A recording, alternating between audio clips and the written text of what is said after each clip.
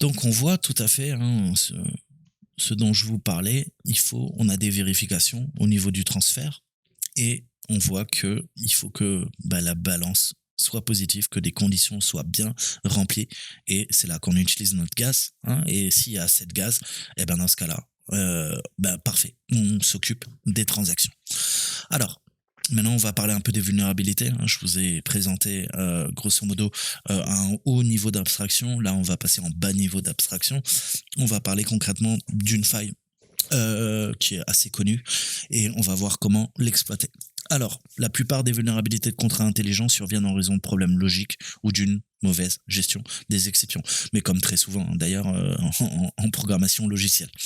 La plupart des vulnérabilités surviennent dans des fonctions lorsque les conditions ne sont pas implémentées de manière sécurisée par le biais des problèmes mentionnés précédemment.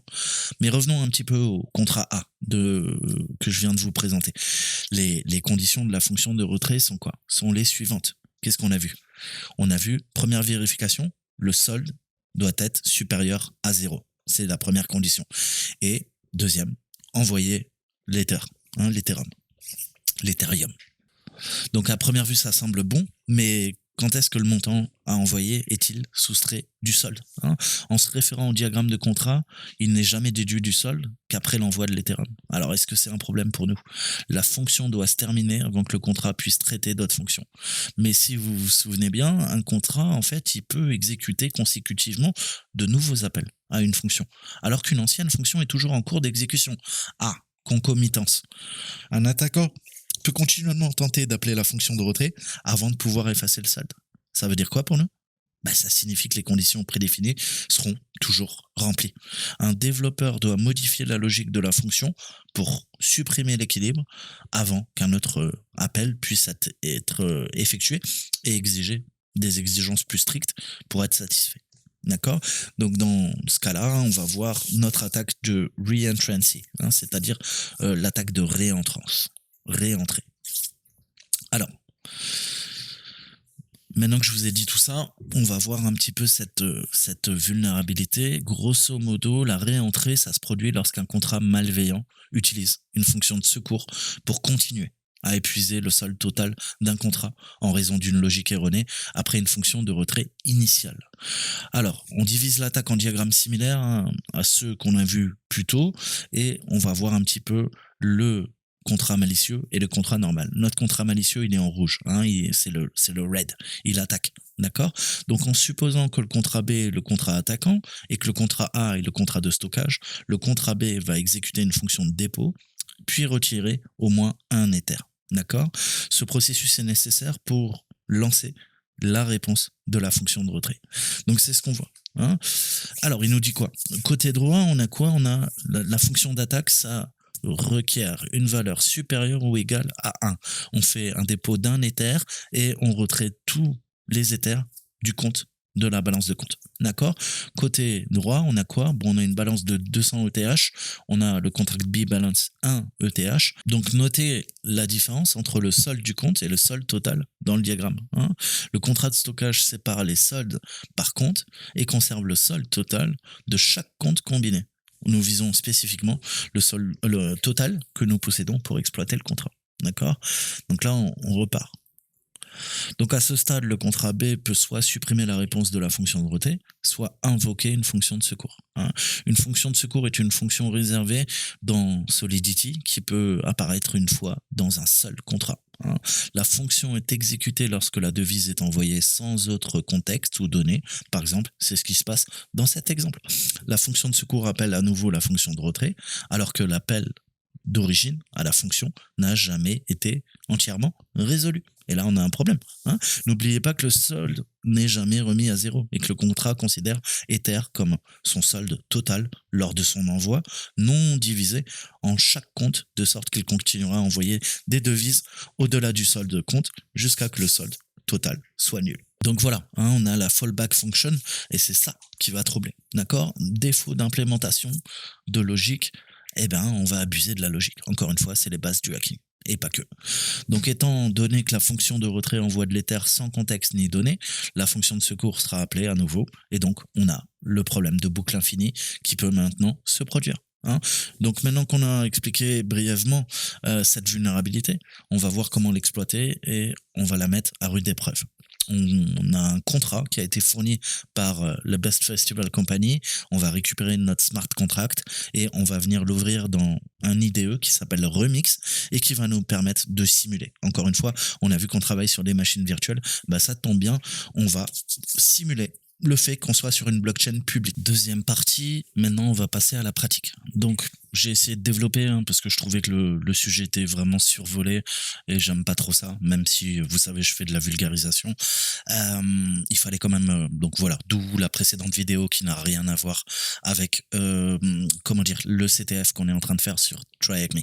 J'ai repris un papier d'un prof de la Sorbonne qui était plutôt bon et qui permet de contextualiser, puisque voilà, sinon c'est pas en quelques lignes qu'on peut expliquer les crypto-monnaies. C'est pas non plus en une vidéo de 23 minutes que j'ai tenté de vous le faire, mais je voulais en tout cas approfondir et développer un petit peu le sujet avant qu'on rentre au cas pratique. Alors on va utiliser Remix IDE, c'est un IDE qui va nous permettre de justement travailler sur les smart contracts. Ça offre un environnement sûr et contrôlé pour tester et déployer les contrats comme s'ils étaient sur une blockchain publique.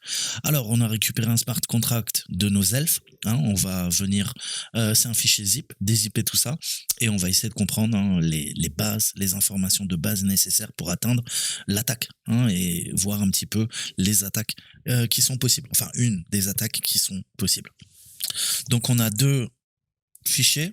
On en a un, ça permet d'héberger les soldes de la crypto-monnaie pour les petits elfes. Et il y en a un autre, en fait, c'est le contrat malveillant, en rouge, comme on l'a vu tout à l'heure, qui va tenter d'exploiter la vulnérabilité au niveau des entrées. Alors, je vais faire un sudo unzip. Voilà. Donc on a deux sols. Voilà, donc on a deux sols.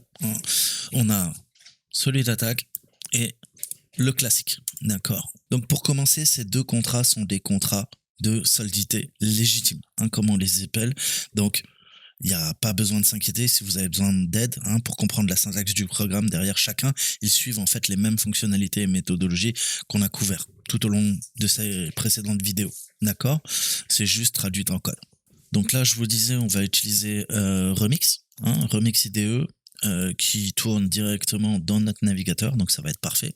On va pouvoir s'y connecter et on va voir un petit peu ce qu'on peut faire avec ça. Voilà, donc on arrive sur cette interface, on a du Solidity pour compiler, tester, analyser les smart contracts. On a Cairo, le CAIR, c'est le langage natif de Starknet aussi qui permet de compiler, déployer des contrats. Bref, on a plein de, vous les voyez ici, les différents plugins qu'on peut utiliser. Donc si vous avez besoin de templates pour commencer, ça se trouve ici. Vous voyez qu'on peut ouvrir nos fichiers, c'est ce qu'on va faire. On peut les charger directement à partir de différents repos. Et vous voyez ici, c'est vraiment un IDE, vous ne devriez pas être perdu. Vous avez accès aux options. Ok, donc là, vous avez toutes les options. Je vous laisserai regarder un petit peu. Malheureusement, je ne peux pas changer la langue pour vous, donc on sera en anglais. On a notre compilateur. On voit qu'on en a plusieurs en fonction des commits. Donc, pour l'instant, nous, on ne va pas chercher à compiler le code. On va étudier notre premier smart contract. Donc, je vous le disais, lorsque vous ouvrez Remix pour la première fois, regardez côté gauche, il y a l'explorateur de fichiers. Je vous le disais, on a une recherche, on a notre compilateur Solidity, un bouton de navigation de déploiement. Et ça va nous permettre de gagner du temps. Et c'est là que vous allez passer en fait la plupart de votre temps, là-dedans, dans cette partie-là, récupérer les plugins dans cette partie-là. Le but, c'est de sélectionner un environnement, un compte, un contrat et d'interagir avec les contrats qui ont été compilés.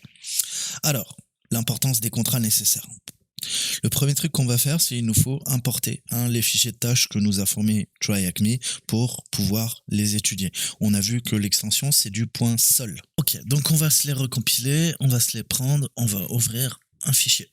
Donc je vais dans mon File Explorer, on va aller dans New File ou dans Open File, pardon, et on va récupérer ce qui nous intéresse. On va commencer par celui-là. D'accord ? Donc on voit notre sol qui est ici. Parfait. Donc on voit les imports, on a notre classe contract EtherStore, des fonctions associées. Alors, Le premier truc que vous devez regarder, c'est qu'on voit qu'on est en Pragma Solidity, hein, on est en version 0.8.10. Donc pour pouvoir quoi?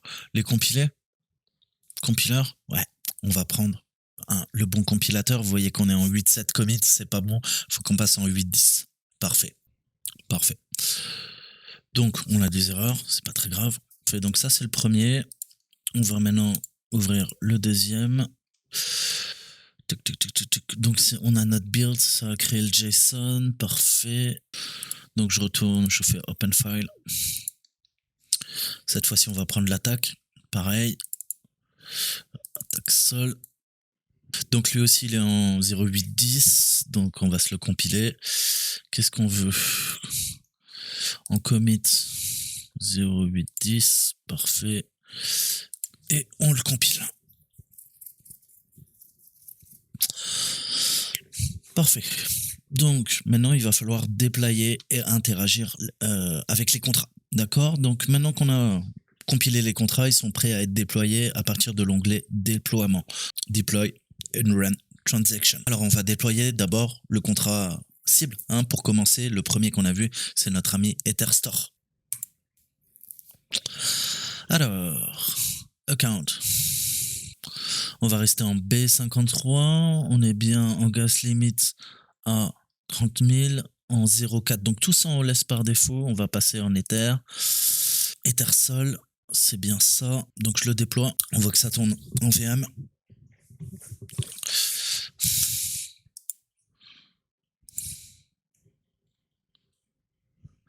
Alors on voit notre balance.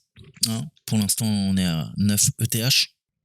Alors maintenant qu'il a été déployé, ce contrat, hein, on peut commencer à interagir avec. Hein. Pour tester le contrat, on peut essayer de déposer de l'Ether dans le contrat et voir si on peut l'ajouter au solde total. Si tout se passe bien, ça devrait être le cas.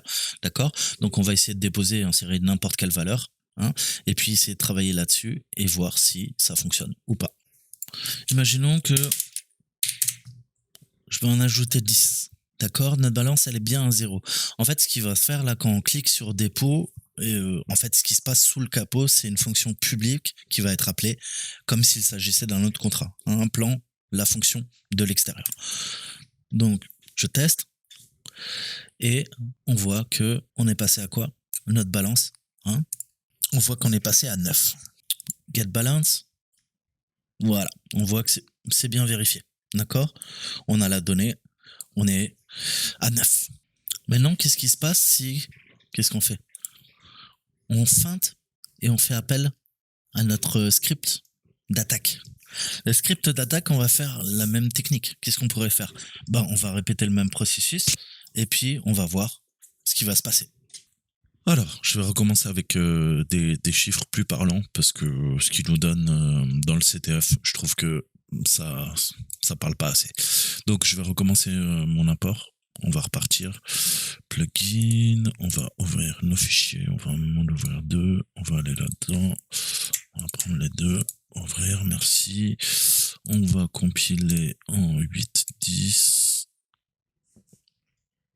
Ok, pas de fichier sélectionné, il n'est pas content. On va te le sélectionner.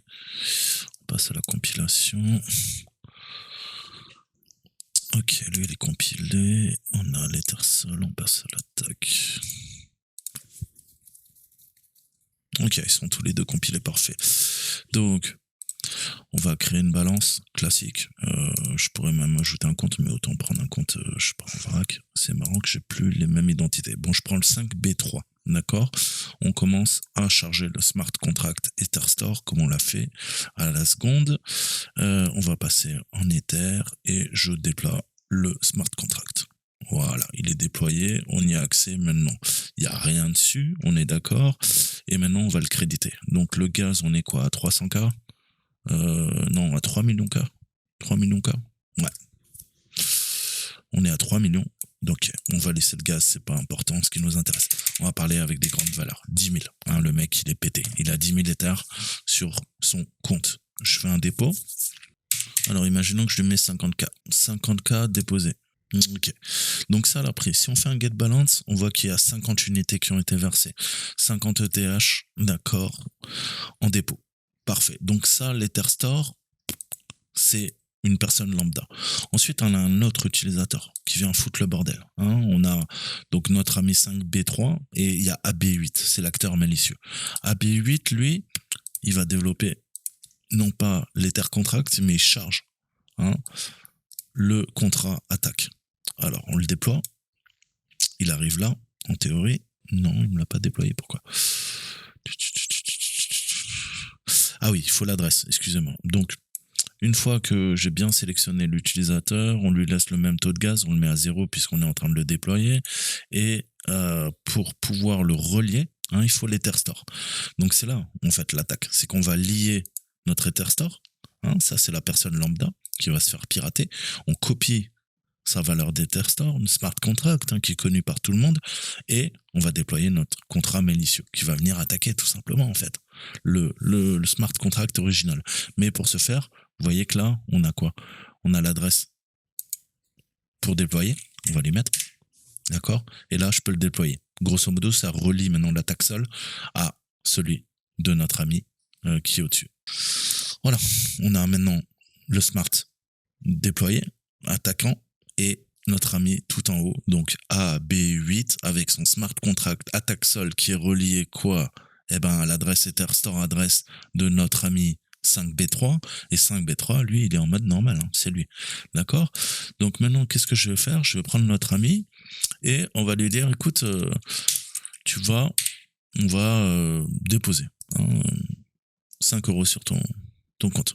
Je passe en mode attaque. Alors là, vous voyez que c'est assez marrant puisque, qu'est-ce qui se passe? Vous voyez que le dépôt devient attaque. Ok, faisons comme si je déposais un Ethereum. Je suis à 0. Donc en principe, je dois arriver à 1 TH, puisqu'on incrémente d'une unité. On laisse tourner, on lance l'attaque. Et là, ça va boucler à l'infini. On va faire le fallback function. Et c'est comme ça qu'on abuse de la logique. Ça prend un peu de temps. C'est en train de boucler. Et ça va pomper toutes les cryptos.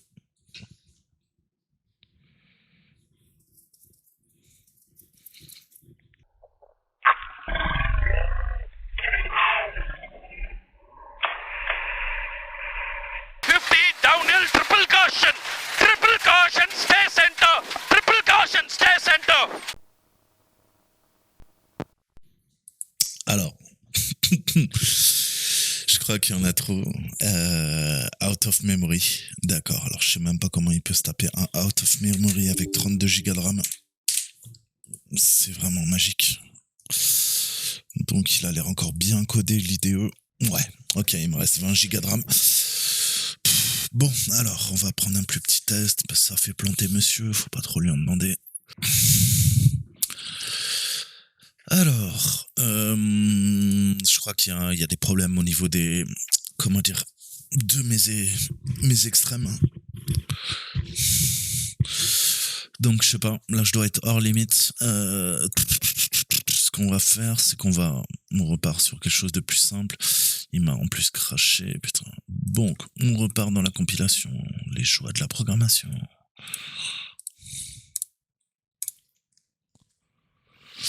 Ok, donc je repars et je vais prendre un plus petit exemple puisque vous voyez que ça fait cracher si les valeurs sont trop grandes.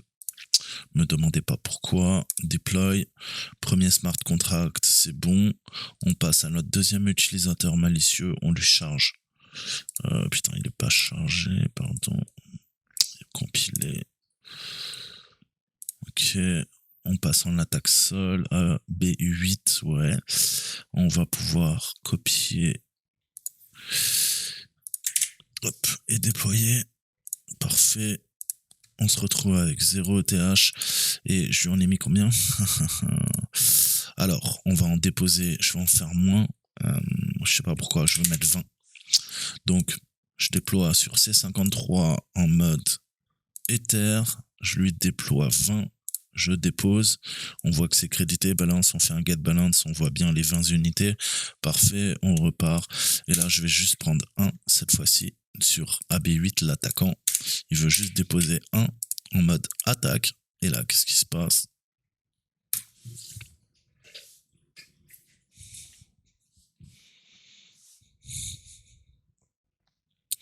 Voilà, de 1, il passe à 21. Qu'est-ce qui vient de se passer? Bien sûr, l'opération initiale a été prise en compte, mais le temps qu'elle s'effectue, la boucle infinie avec notre fallback et notre fonction d'attaque a fait qu'on a volé les 20 bitcoins à l'utilisateur initial. D'accord? Donc, je m'en cale un, j'en vole 20 à l'autre contrat. Et vous voyez que c'est extrêmement sensible. D'accord? Donc, c'était une petite démo. Je vous dis à très bientôt. J'espère que vous avez kiffé. Ciao, ciao. Hackerman. He's the most powerful hacker of all time. Follow me.